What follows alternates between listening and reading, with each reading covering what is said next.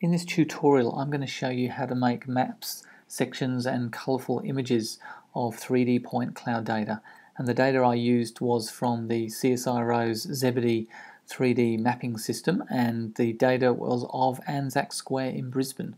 So this data set was captured in two runs, one of about 12 minutes and one of about 8 minutes. And I managed to fully capture all the trees, paths, all people in the square having their lunch, and the shrine itself. So what you'll see now is a quick tutorial on how to actually process this data. I'm going to show, first of all, how to load and merge the data, how to combine it, how to rotate it, how to subsample it. I'll then show you how to make a plan, how to do some sections, and how to make some colourful images at the end.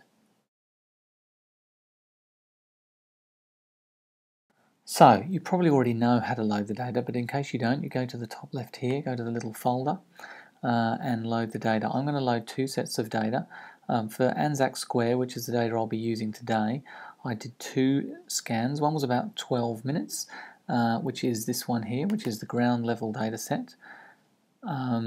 So this is where I walked around all the various trees at Anzac Square in Brisbane and along the paths. It took about 12 minutes, and as you can see, there's all the points are loading in here, so that's nearly 19.3 million points. There we go. I'll now load in a second data set, which was done on the top area. Here we go. This was a shorter data set. This took me about 8 minutes and was done at the top street level and around the shrine itself and around the eternal flame. Here we go. So that's now loaded in. So there's two data sets here. They're in a common reference frame, so they're actually together. The colours here relate to the time of the scan, but we'll talk about that later. So the first thing I want to do is actually combine these data sets into one. So I select and use Shift and select all the data, and then at the top here you'll see this fuse icon, and that will fuse the data together into one data set. You will notice that the data set is actually sort of on the diagonal. So if I click this button here to look at the top view, the data is actually not well aligned with the X and Y axis. This means that if you go to these preset views here, this one here, the so-called front view, of course we see things on a diagonal. Left side view, everything's on a diagonal. So a good thing to do and a good tip is to actually align the data with one of the axes. Now this is a long data set and this screen here is fairly long, so I'm going to align the long axis of the data with the long axis of the screen. I'm also going to remove this this console at the bottom on Cloud Compare just to give me a little bit more room. So what you do is you of course go back and highlight the data, go to the rotation icon here at the top. We're going to rotate it in the Z direction, so Z is coming out of the screen here. Here we go, click on Z. Now I will spin it around and I'll do my best to line it up with the long axis of this data with the X axis of the screen, so left to right. I think that looks pretty good there. Hit the tick button. That should have locked it in. And now we'll pull the data towards us and just see how well that aligned. Now this shows, you saw the big delay there as I sort of pulled the data in. This shows the problem of moving around with this big data set. So this is 100% of the data, so we just call these 100% data sets, and it's actually slow often to operate on. So another trick is to create a couple of other data sets that have less data in that you can manipulate before you render. So to do that and to subsample, you click on the data again and then go to the top here and go to the subsample a point cloud icon.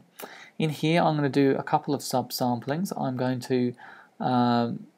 to hit this space thing here and actually subsample to a 10 centimeter grid. So this will then just only have 1 point for every 10 centimeters in the data. This will just take a minute or so to do the subsampling because it's quite a lot of data here. And it will create a second data set with the subsample data in. And we'll then tend to only turn on that data set when moving around the viewer and getting the sorts of views we want, and then it will work very quickly. We will then use the 100% data when we actually want to render a final image. But because these data sets are effectively in the same coordinate frame, when we move around our viewer looking at the subsample data, of course, we're also moving it around with the 100% data. We're just not seeing that on the screen, so it should work very quickly. So here we go, that's now subsample. So we now have a second data set here at the bottom, which is the subsample data. So let me show you the two data sets. It also adds this thing called the octree here in the original data set, but don't worry about that. In fact, you can just sort of turn that off. So we'll turn off the original data set. We now only have on the screen the subsample data set at 10 centimeters, and you can now see as we move around, it's all working very quickly. So this is just a trick to speed up your viewing in Cloud Compare. Now, another thing in this sort of scale data set, I actually like to have a 2 centimeter subsample set as well. So what I'm going to do now is turn that off, turn this back on again, highlight this, and get a nice uniform 2 centimeter data set as well. Again, that will just take a few minutes. One of the issues with the data I've been using from the Zebedee scanner is that it has varying densities of data, of course, as we're walking around. So if I spend longer in one area scanning, I will get more points, and if I walk more quickly in other areas, I'll get less points. Now, of course, this has advantages because you can get more data in the areas you want to, but for some visualizations, a uniform look is better. So it just depends the sort of the look of the final product you want. But I know for this sort of data set, the 2 centimeter resolution is going to be quite good. So I won't bore you with the rest of the video while it's doing the 2 centimeter subsampling. I'll end it there and come back in a little bit.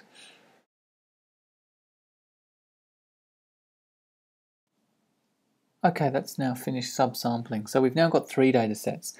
If you look in the top left here, we've got the original data, we've got the 10 centimeter subsample data, and now the 2 centimeter subsample data.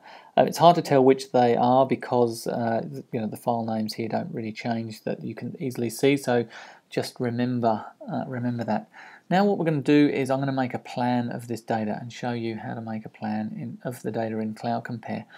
The first thing to note is for a nice plan, I think I'm going to make a white background. So Cloud Compare here ran with a black background. It will probably be different for you. It will be whatever you used last. But to change the background, go to this spanner icon here, click on Color and Materials, scroll across here to Background Colors, and change, in this case I'm going to change it to white. There might be other issues. You might have other sort of color effects, but you can change all those. In fact, there's one hidden down here. If you just scroll down here, there's one called Display Gradient in the background. Normally you want to turn that off to have a flat background, but often it's hidden. People often miss that because of that little scroll. So just make sure that's turned off.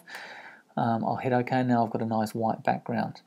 Now to make this plan, I want my data to look black, as if I've drawn it. So what I'm going to do here is change the color of the data. So I go to Edit at the very top to the drop down, go to Colors, go to Set Unique and change, here we go, set the color of every point to black. And that has now done it, but you can't see that. What you've got to do is go into this area here, then the bottom left, the Properties, and unclick the Scalar Fields button. Now each point can actually have 2 colors as we've got it set up here. So one is the color I just set and one is that original color that it was loaded in, and it's just that color's loaded into that Scalar Fields sort of plane. So here's the black data. Now I might want to align this image so that it looks good for the plan. So I might push this data back and sort of line it up a bit. Here we go, you can sort of, let's get it nicely centered for the plan. We'll bring it out a little bit. Okay, that's probably, that looks good. Okay, now I'm going to render this to a file so we can actually output it. So at the top we have Display, we have in the drop down render to file. What we're trying to do is actually capture what this looks like. Now you will already notice that this doesn't look particularly good. It just looks like a big black blob. Now when you fire this up, you will zoom the first time. The zoom here will be set to 1. What you'll see here is the image size, which is 1113 on my screen by 764. If we this will be the defaults. We just hit OK. That will be now writing a file out called capture.jpg, and we'll go and have a look at that file. It's being written here. We'll have a look at the file, and it looks as you would have seen on the screen. So some people get a little bit confused at this point, and they think, oh dear, Cloud Compare is not a very good tool because you can't really see much detail. You can only see what you can see on the screen. But that's actually not the case. We can render out far better looking images than this. So if we go back to Cloud Compare and we do that again, we hit display, we hit to render file, but this time we change the zoom. Now what we're doing in changing the zoom is we're just changing the size of the image. So as you click up the zoom, you will see the image size increase in number of pixels. Now some computers and some implementations on Cloud Compare may have memory issues. When these images get very large, they're using a lot of memory, and you might find some instabilities and that it will crash if you put this zoom way too high. On this machine I tend to have a value of about 7, which gives me images of this size, which I find for data sets like this works quite well. The other thing to note here is this little button here. If I untick this, it will actually scale up all the data so that your image just looks like the one we just saw. It will just be a big image, but it will still be a black blob. If we don't scale the features, what it means is every point of data will just be 1 pixel, so that the data won't scale up. And you'll actually start to see some detail. So let's give it a go here. So we're going to do a zoom of 7. We hit OK. It's now writing that data file. I'll go to the data file here. You already see it's a much bigger data file. It's a 20 megabyte image because it's now a massive data file. And look at that. Suddenly, here in Anzac Square in Brisbane, you can see the shrine, you can see the flame with the flowers around it, you can see the stairs, you can see all the trees. All of a sudden you see all the detail. You can zoom that up. You can see people here walking around. There was someone here chatting to me as I was walking around, so he's smeared. There were some people here having a little meeting at the bottom of the stairs. You can suddenly see all of that detail. Which of course you will never see on the screen. Maybe if you had a screen that was 8,000 pixels by 5,000 pixels, you would see this, but most people don't have such screens, so you're never going to see that. So you've got to think about changing your zooms, rendering the data, and doing a bit of trial and error to see what you eventually want to see. Now, remember to then, if you've got a file that you like, give it a proper name. I'm going to say Anzac Square 01 here, because the next file you render will also be called capture.jpg, and it will overwrite your great file you've just made. So just make sure you change the file name. Right, what I'm going to do now is I'm going to do a section through the data and look at a nice section of this data. Make sure when you're doing these plans and sections that you've actually got the perspective set right. I'm setting this to orthographic projection, which is, gives you a nice flat feel. What I'm going to do now is cut the data to do a section. If I did a section, in fact, let's do that. If I do a section where all the data is there, I'm looking now side on. I will now render this to file, and we'll see what this looks like. Of course, this is all the data. So you're now looking sideways. You're seeing all the data. We're capturing that data. And here we go, here's the section. It actually looks quite nice, as you can see, but you've got the buildings in the fore and the background. You've got all the trees overlaid each other because there's quite a few trees in here. It looks okay, but it's not the sort of section people often want. You usually want to decimate your data a little bit, so we won't bother saving that one. What we'll do is we'll go back here, we'll look from the top view again, and we'll actually cut some data out here. So make sure you highlight the point cloud, go to the cutting tool, which is at the top, the scissors, and I'm going to set here a rectangular selection, and I'm then going to make a box around the data I want to keep. So here we go. I'm going to collect this section, this data here. And what I'm actually doing is splitting this data set into two.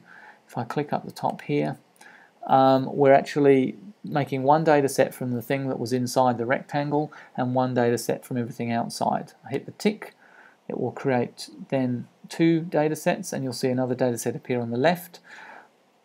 I'll turn, there we go, you can see that was the data set there, on and off. We'll take away all the old data. I will now just recenter my world onto that new data set, and then let's look at this data set from side on. So this looks pretty much black blobs as we showed earlier, but what I can do now is render that. Now one trick when rendering is you'll see this yellow outline of your data. If you just go and click and take the highlight off the data, that bounding box disappears and it won't pollute your final render. So go to display, go to render file, leave that same zoom on, in this case of 7, and we will go and look at the result. And here we go, you have a much cleaner, you've got a much cleaner data set. You can see it's rendered quite nicely. You can see all the stairs here. Of course, this is just the data that was split out. You can see that beautiful tree, all the rails here, people walking around, light poles, different types of trees. You get a really nice result. And you will never see that on the screen when you're in Cloud Compare. You will only see this once you've rendered the image to your sort of desired zoom level. So that's one of the tricks in Cloud Compare.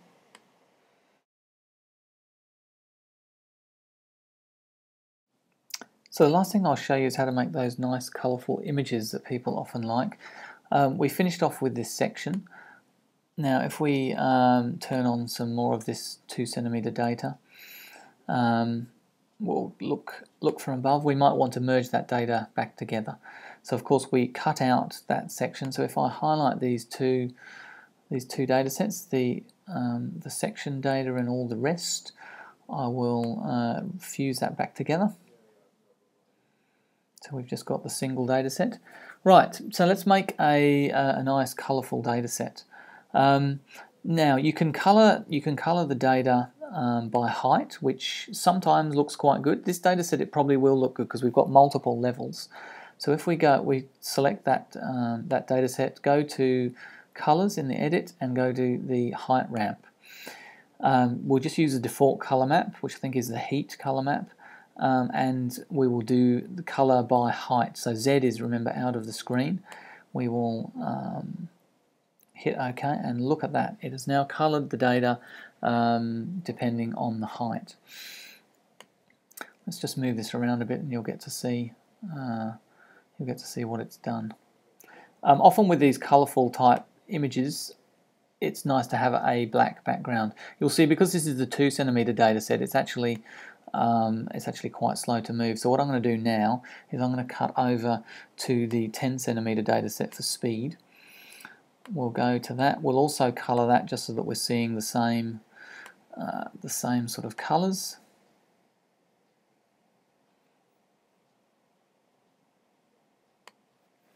Let's do that again. Height ramp. Okay.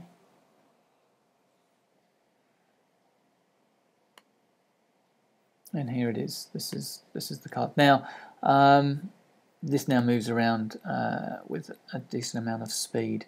Remember, I'm just going to go and turn the background to black. I'm going to adjust the perspective, so I've got sort of a nice perspective feel. And here we go. You can see the data in its nice height coloured form, which, as I said, in this case looks quite good because the ground's a nice plane of blue, and then you get everything else here. Sometimes you might want to change the colours and clip some of the top things off. So and that will actually change the colours. So if I go to the front view here, let's change the projection back to a nice flat projection. You can see some of these buildings are very high up and they've got the red colours.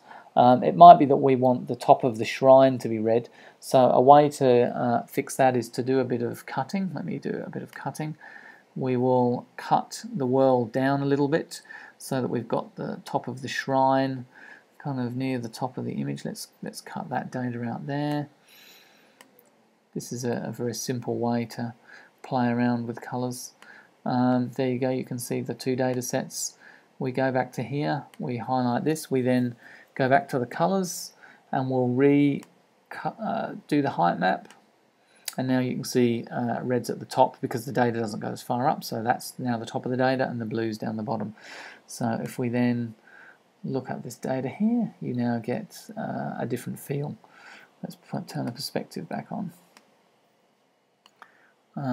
There you go, look at that. Now, of course, this is with just the 10 centimeter data, that cutting, so you might want to do that and render that at a higher resolution, so maybe the 2 centimeter data. Let's have a look at what that looks like. So I've recentered that. I will bring that to the fore. We'll do a quick render with the 10 centimeter data.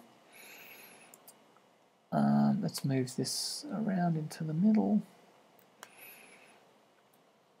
Now, because this is 10 centimeter data, when we render it, we won't get that much detail, but we'll have a look because there'll be probably a lot of missing data. There we go. Now, another trick. So you can see here that everything looks fairly dark. So you need to normalize the colors here and the brightnesses, because this is just every point in this 10 centimeter data. Because it's 10 centimeter data, there's not a lot of data here. So you can use your favorite tool, and I'm on a Mac, so I can use Preview. I can just use the adjusting color tool to and hit the auto levels, and hey presto, you can see a fixed up data set.